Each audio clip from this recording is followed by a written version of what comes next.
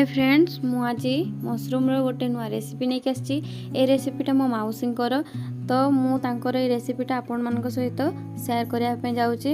तो चलतु देखिए मौसी केमती एटा को रेडी कर चलतु देखिए मसला कौन कौन अच्छी। तो ये 2 चामच पाखापाखि सोरिष अच्छी, गोटे बड़ पियाज कटाटा, 2टा कंचा लंका कटाटा, हाफ चामच जीरा आ किछि रसुण। तो चलतु एटा ग्राइंड करवा। देखंतु ग्राइंड होकिना भी मसलाटा रेडी हो जाइए। एबे सबको छतुरे पकेदबा। छतुरे सबू मसला को आम ऐड कर सारा पर से कटा पियाज गोटे बड़टा देबा, लूण किछि देबा, आउ हलदी भी से पकेबा।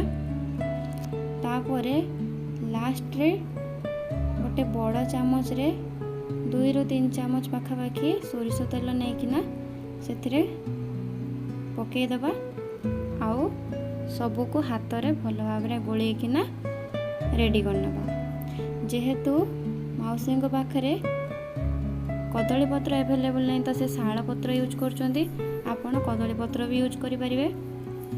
तो देखंतु सबु मिश्रण को गोटे पत्र को काढ़ी देला परे मौसी एबे एटा को भल भाव रेडी करने बांधिकी। देखंतु पत्रटा बांधिकिना रेडी गला। एबे एटा को तावारे सेकिया पे छाड़ी देबे। आपण चाहिले घोड़े पारिबे आ खोला भी रखि पारिबे।